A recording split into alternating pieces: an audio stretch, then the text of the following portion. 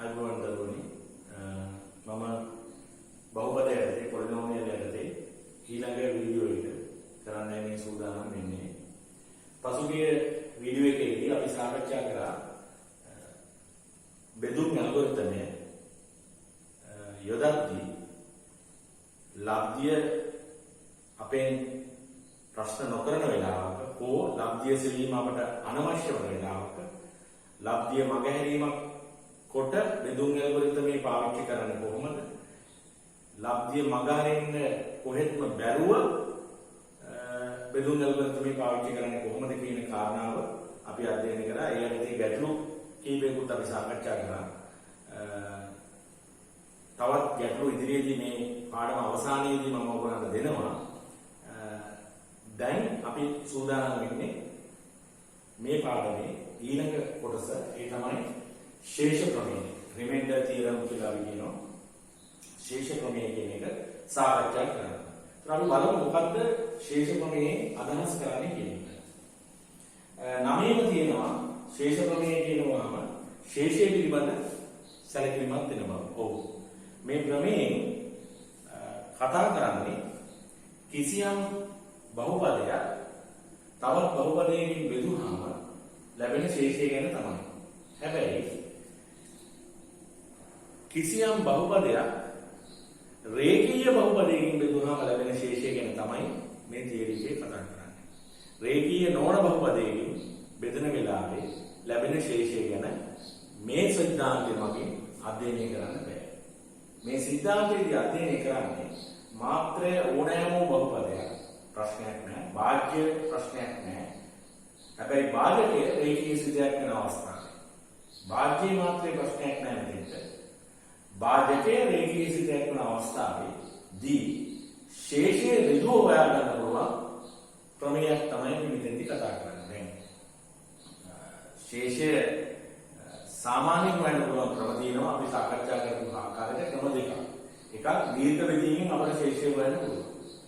දෙවෙනි එක බෙදුම් ඇල්ගොරිතමය ඇතුළේ ශේෂය හොයන්න පුළුවන්. දීර්ඝ බෙදීමෙන් පුළුවන්, බෙදුම් ඇල්ගොරිතමෙන් පුළුවන්. ඔයගොල්ලන්ගේ සිලබස් එකේට කලින් සිලබස් එකේ තිබුණා සංශ්ලේෂ බෙදීම කියලා. ඒකෙනොත් පුළුවන් ශේෂය හොයන්න. හැබැයි මම මේ සංශ්ලේෂ බෙදීම කියන විෂය නිර්දේශය නැතත් මම ඒක උගන්වනවා මේ පාඩම් මාලාවේ අවසානයේදී. ඒකට හේතුව මම පස්සේ කියන්නම්. එතකොට මෙතෙක් අපි අධ්‍යයනය කරන අධ්‍යයනයට අනුව කිසියම් භාජ්‍ය යම්කිසි භාජකයකින් බෙදුවාම ශේෂය හොයන්න පුළුවන් එක ක්‍රමයක් තමයි දීර්ඝ බෙදීම. ඒක අපි මුලින්ම සාකච්ඡා කරා. ඊළඟ ක්‍රමය තමයි මේ බෙදුම් ඇල්ගොරිතමය කියන්නේ. එතකොට ශේෂ ප්‍රමේය කියන්නේ ඒ දෙකම පරිබාහිර වෙච්ච සිද්ධාන්තයක්. එතකොට ශේෂය හොයන්න තියෙන තුන්වෙනි ක්‍රමයක් ගැන තමයි මෙතනදී කතා කරන්නේ. හැබැයි මෙතන පොඩි ප්‍රශ්නයක් තියෙනවා. ඒ ප්‍රශ්නේ තමයි ඕනෑම භාජකයකින් බෙදෙන අවස්ථාවේදී ශේෂය හොයන්න බෑ ශේෂ ප්‍රමේය රැසෙන්න. හරි? අපිට පුළුවන් වෙන්නේ රේඛීය, ඒ කියන්නේ පළවෙනි මාත්‍රයේ භාජකයකින් පළවෙනි මාත්‍රයේ බහුපදයක් භාජකයේ විදිහට තියෙද්දි රේඛීය බහුපදයක් භාජකයේ විදිහට තියෙද්දි ශේෂය හොයන එක විතරයි ශේෂ ප්‍රමේයෙන් කරන්නේ. ඒකෙනොත් ඔබ දන්නවා රේඛීය බහුපදය කියුවහම එයාගේ සාමාන්‍ය ස්වરૂපය ax ධන b. මේක තමයි සාධාරණ ස්වરૂපය. ඒ වුණාට ශේෂ ප්‍රමේය ස්ථාපනය කරලා තියෙන්නේ මේකටත් නෙමෙයි. ශේෂ ප්‍රමේය ස්ථාපනය කරලා තියෙන්නේ මෙන්න මෙවැනි රේඛීය බහුපදයක. ඒ කියන්නේ x වල සංග්‍රහකය ධනයක වෙච්ච අවස්ථාවේ තියෙන රේඛීය බහුපදයකින් බෙදෙන අවස්ථාවේදී නැත්නම් රේඛීය භාජකයකින් බෙදෙන අවස්ථාවේදී ශේෂය සෙවීම තමයි ශේෂ ප්‍රමේය කියන්නේ. ඇත්තටම කිව්වොත් තියරි එකේ හැටියට මෙතන අපි ගන්නේ x ඉන a නැමැති භාජකයකින් බෙදෙනකොට ශේෂය කොහොමද හොයන්නේ. ඒතර අපිට තේරෙන්න ඕනේ සාමාන්‍ය රේඛීය භාජකයක් නම් එයාගේ සාධාරණ ස්වરૂපය ax ධන b වෙන්න ඕනේ. නමුත් ශේෂ ප්‍රමේය ફોકસ කරලා තියෙන්නේ මේ වගේ සාධාරණ රේඛීය බහුපදයකින් උප අවස්ථාවක්. ඒ කියන්නේ මෙන්න මේ x ඉන a ආකාරයේ බහුපදයකින් බෙදද්දී රේඛීය බහුපදයකින් බෙදද්දී ශේෂය. ඒතර මේකෙන් අදහස් වෙන්නේ නැහැ මෙතන මැද්දේ හැම වෙලේම ඍණ තියෙන්න ඕනේ කියලා. දැන් x ඉන එක x ධනයට උනත් ප්‍රශ්නයක් නැහැ. මොකද අපිට මෙයාව හදන්න පුළුවන් මේ මොඩල් x නේ ෆෝම් එකම හදන්න ඕන. අපි හිතමු x ධන 3 කියලා දෙනවා. ඒකට අපිට ඒක හැදෙන්නේ x ඍණ 3. ඒතර අපි ශේෂ ප්‍රමේයදී ශේෂ ප්‍රමේයයේ තියරි එක ප්‍රධාන වශයෙන් ඉලක්කගත වෙන්නේ මෙන්න මේ මොඩල් එකේ තියෙන භාජකයකින් බෙදුවාම ශේෂයේ සිටින්නේ. ඒතර තව සුවිශේෂී කරුණක් තමයි මේ ශේෂ ප්‍රමේය. ශේෂය බොහොම පහසුවෙන් ගණනය වෙනවා. ඒ කියන්නේ බෙදුම් ඇල්ගොරිතමය එහෙම නැත්නම් දීර්ඝ බෙදීම වගේ ක්‍රියාවලිය දිග්ගෙන්නේ නැහැ. බොහොම සරල කෙටි ක්‍රමයකින් එකපාරට ශේෂය එනවා. හැබැයි මේකෙන් ලබ්ධිය නම් හොයන්න බෑ. එහෙනම් අපි යමු ශේෂ ප්‍රමේය අවස්ථාවට. හැබැයි මේ ශේෂ ප්‍රමේය උගන්වලා ඊට පස්සේ මම මෙන්න මෙවැනි සාධාරණ ආකාරයේ බහුපදයකින් රේඛීය බහුපදයකින් බෙදනකොට ශේෂය ගැන උගන්වනවා. ශේෂ ප්‍රමේය එවැනි අවස්ථාවක පාවිච්චි කරන්න හැටි කියලා දෙනවා. ඒකට අපි කියනවා ශේෂ ප්‍රමේය විස්තීර්ණ අවස්ථාව කියලා. හොඳයි අපි බලමු. මොකක්ද ශේෂ ප්‍රමේය ප්‍රකාශ වෙන්නේ කියලා. ඒකේ අර්ථය කියන්නේ මේක. ශේෂ ප්‍රමේය කියන්නේ මෙන්න මේක. ඒ තියරි ලියුවොත් මෙන්න මේ වගේ. fx යන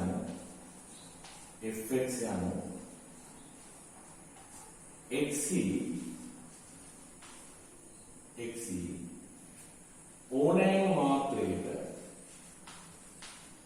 ඕනෑම මාත්‍රයක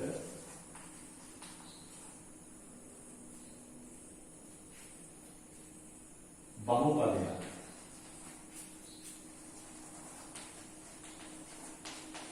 වන විට ඒ කියන්නේ මාත්‍රේ එක හෝ එකට වැඩි. මාත්‍රේ එක හෝ එකට වැඩි. fx යන xc ඕනෑම මාත්‍රයක. ඒක මෙතන එක හෝ එකට වැඩි කියන එක තියෙනවා. fx යන xc ඕනෑම මාත්‍රයක බහුපදයක් වන විට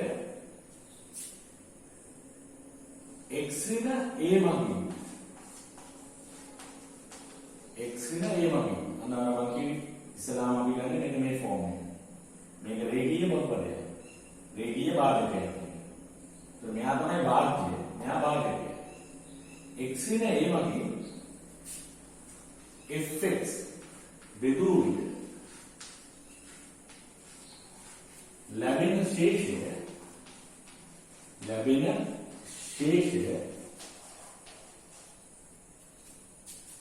FA වේ. ඔන්න ඕක තමයි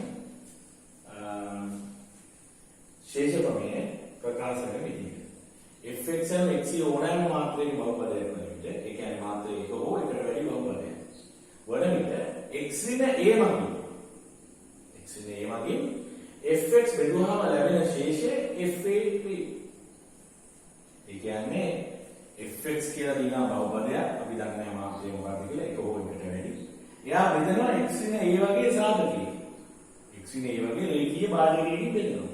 බෙදුවාම ලැබෙන ශේෂය ඩිරෙක්ට්ලි ඍජුව කියනවා FA ට සමානයි. මොකක්ද මේ FA කියන්නේ? fx වල x වෙනුවට a ආදේශ කරපුවාම ලැබෙන මේ තාත්වික සංඛ්‍යාව. ඉතින් අපි හරියටම a කියන්නේ මොකක්ද කියලා දෙන්නද භාජකයට අදාළව a හරියට අඳුරගන්න පුළුවන් නම් අපිට අන්නේ ඒ වල අගයෙන් ගිහිල්ලා අපිට දුන්නා fx වලට ආදේශ කරා නම් උත්තරේ එනවා. දැන් අපි මේක සාධනය කරන්න කලින් අපි බලමු මේකේ මේ ටිකක් උදාහරණයක් කියන්න. අපි හිතමු fx කියලා කියන්නේ අපි උදාහරණයකට ගමු x ධනය ධන 2x වර්ගය ඍණ x ධන 1 මම උදාහරණයක් ගන්න. මේ තියරිය යෙදෙන එක උදාහරණයක්.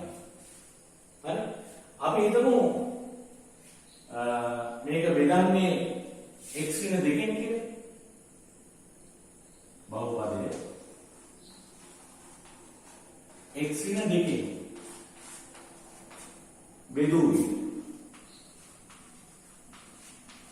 ශේෂය සොයන්න.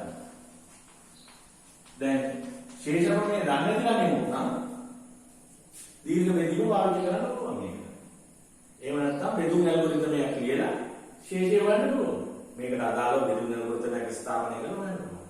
නමුත් ශේෂ ගුණය දන්නේ කියලා තප්පර ගානකින් ශේෂය වෙන්න පුළුවන්. හැබැයි ලබ්ධිය වෙන්නේ නැහැ. ශේෂය වෙන්න පුළුවන්. අපි බලමු මේක ශේෂ ගුණයට ඇප්ලයි වෙන්නේ fx දීලා තියෙනවා. ඉතින් තුන්වෙනි මාත්‍රේ බලන්න.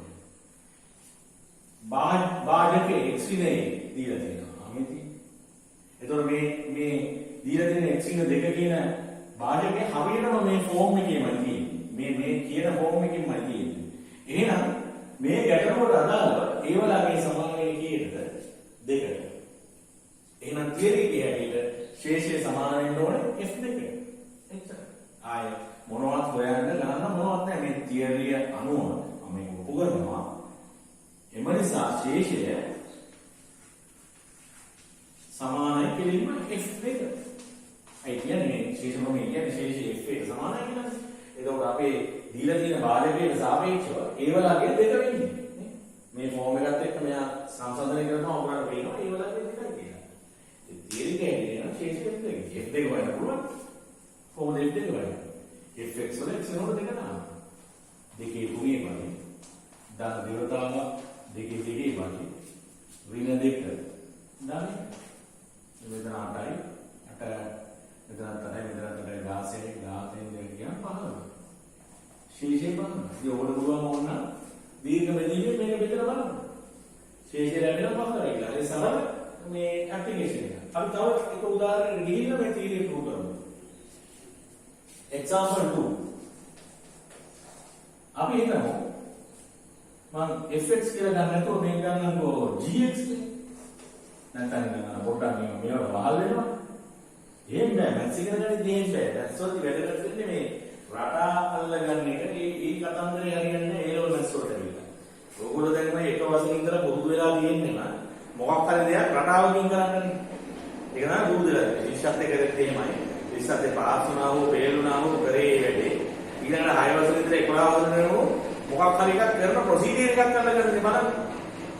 ප්‍රොසෙස් එකක් අල්ලගන්න බලන්න. ඒක ඔබරන් දැන් ඔය ෆෝන් එක නිසා ඒක තව වැඩි වෙලා තියෙන්නේ. දැන් ෆෝන් එකේ තියෙන මොනවද ප්‍රොසෙස් නේ. ෆෝමැට් එකක් තියෙන්නේ. ඒක යූස් කරනවා ඔයගොල්ලන්ගේ මයින්ඩ් එක පුරුදු වෙලා තියෙනවා. මොකක් හරි කියන දෙයක් ඉන්ස්ට්‍රක්ෂන් ටිකක් ෆලෝ කරන්න. එහෙම බෑ මැත්ස් වලදී. මැත්ස් වලදී තියෙන අවස්ථාවට අනුව හිතනවා. දැන් තියරි එකේ fx කියලා තිබුණාට fx වලින් අදහස් කරන්නේ x වල බහුපදයක්. නම් මේක gx කියලා තිබ්බා කියලා ප්‍රශ්නයක් වෙන්න දෙන්නේ නැහැ. ඒක ඔබට තේරෙනවා. අපි හිතමු gx කියලා බහුපදයක් තියෙනවා. 3යි x වල 4 වලේ ඍණ x දාන එක 4 මාත්‍රේ බහුපදය. හරි. දැන් මෙයාව බෙදනවා මෙය x දාන 3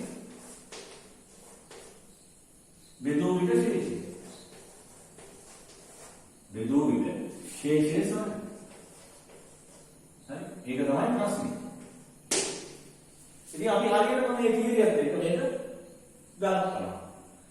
right. බහුපදේ තියෙනවා. මේ තියෙන බහුපදේ. බෙදන්නේ කාගෙන්ද?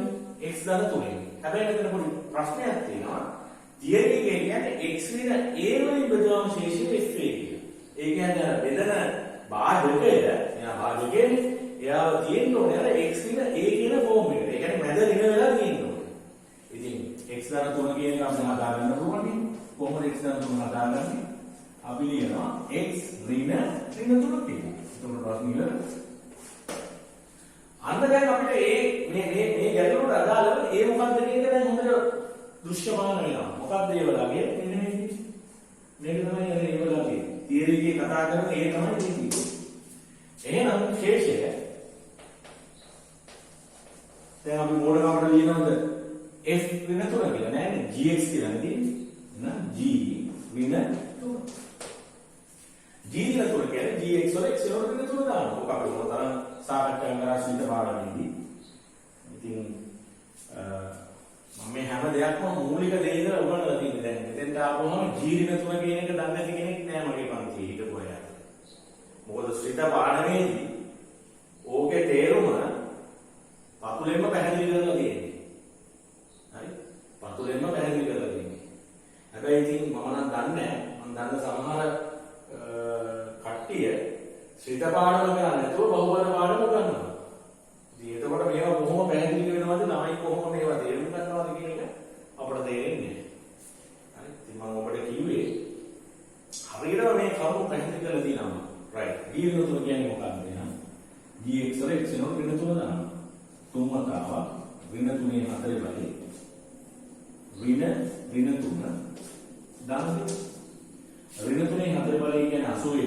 81 3 ගුණන 233යි. 233 246යි 248යි. ශේෂය 248. එතකොට මේ ශේෂ ප්‍රමේය පාවිච්චි කරලා ශේෂය හොයනකොට කිසිම දායක ශේෂයට තාත්වික සංඛ්‍යාවක් කරගෙන මොකක්ද හම්බෙන්නේ විදිහක් නැහැ. හේතු කියන්න පුළුවන්. ශේෂ ප්‍රමේයෙන් ශේෂය හොයවම තාත්වික සංඛ්‍යාවක් හැර x වල බහුපදයක් එහෙම ශේෂයට දීවිද හම්බෙන්නේ නැහැ. හේතු කියන්න පුළුවන්. ශේෂ ප්‍රමේයෙන් ශේෂය හොයවුවොත් හම්බෙන්නේම තාත්වික සංඛ්‍යාවක්. කවදාකවත් x වල බහුපදයක් දෙන්නේ නැහැ. මොකද ඒක ඉතින් බොහෝ මොකක්ද හිතනවා නේ ඇයි හැමදේම තාත්වික සංඛ්‍යාවක් විශේෂයෙන් මොකක්ද හිතනවා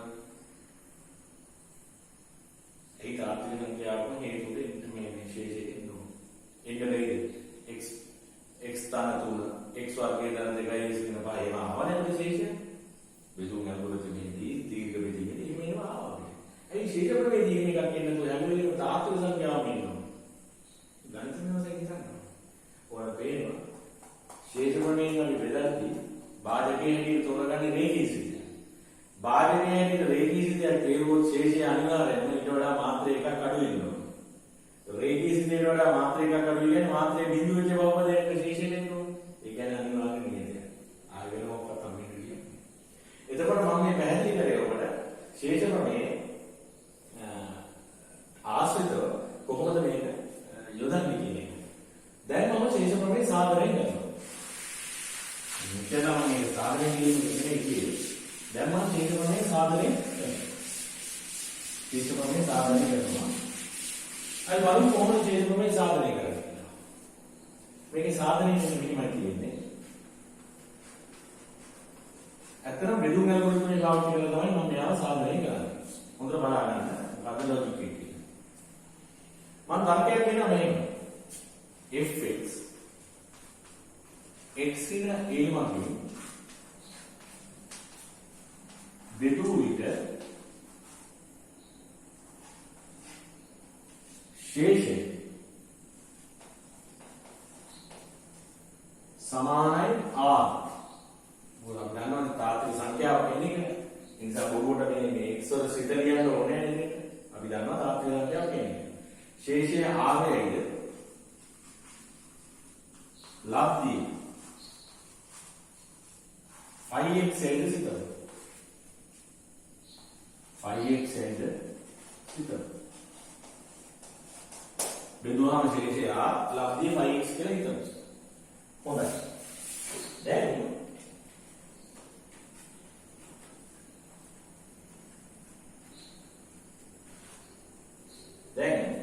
අපි මේකට අදාළව බෙදුම් ඇල්ගොරිතම ස්ථාපනය කරනවා.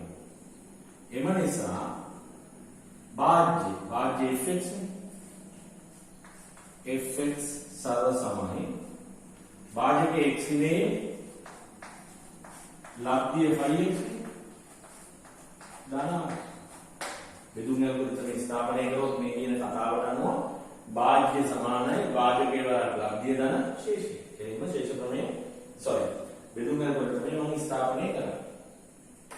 හොඳයි. එහෙනම් අපි බලමු. දැන් මට හොයන්න ඕනලා තියෙන්නේ r වගේ ශේෂය මට හොයා ගන්න ඕනේ. ශේෂය හොයලා ඒක f එකට සමානයි කියලා ඔප්පු කරනවා.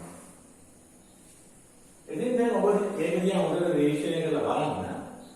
සාමුණ සමාන කිරීම මේ අපිට කරන්න බෑ. මොකද මෙතන 5x කියලා නිකම්ම සංකේතයක් විතරයි තියෙන්නේ. මෙතන fx කියලා ඒක නිකම්ම සංකේතයක් විතරයි තියෙන්නේ. සාමුණ සමාන කිරීම කියන්නේ කිසිලකින් කරන්නේ නැහැ. කරන්න පුළුවන් වෙන්නේ අගයන් ආදේශය තමයි. ඔය දෙකේ එකක් නේ කරන්න ඕනේ නේද? එක්ක සම්පූර්ණ සමාන කරනවා එක්ක අගයන් ආදේශය කරනවා. හැබැයි දැන් අගයන් ආදේශය කරද්දී අපිට ආවේ හොයන්න තියෙන්නේ මෙන්න මේ කැලේ මැගහැරෙන විදියට. මෙයක් පැටලුනොත් එහෙම අපි දාන මොකක් හරි ආදේශයකට අපිට ප්‍රශ්නයක් කරනවා. දැන් උදාහරණයක් විදිහට අපි හිතමු x සමානයි එක ආදේශයක් කරනවා කියලා. r වලට තමයි අපි අරමුණ. ඒ අරමුණ සඳහා දැන් අපි x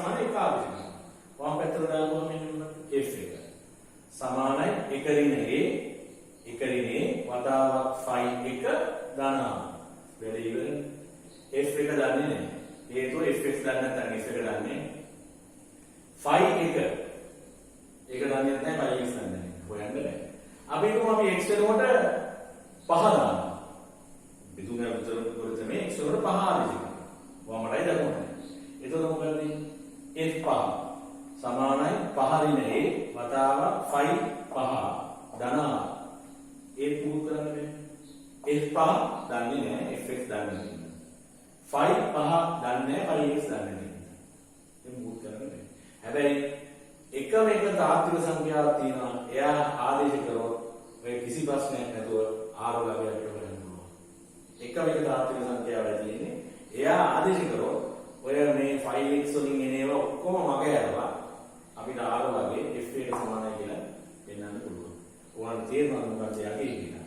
ඒ තමයි මෙන්න මෙතන බිඳුව වෙන අගේ. මොකද ඔක අපිට කලින් අපි පාවිච්චි කරා ලබ්ධිය මග හැරීම සඳහා ඔය ට්‍රික් එක අපි පාවිච්චි කරා. අර සාධක බිඳුව වෙන විදිහට ආදේශ පාවිච්චි කරනවා. මතක ඇතිනේ? ඉතින් මෙතනත් අපි ඒකමයි කරන්නේ. අපි x සමානයි a කියන ආදේශයට යනවා. එතකොට මට එනවා fa සමානයි a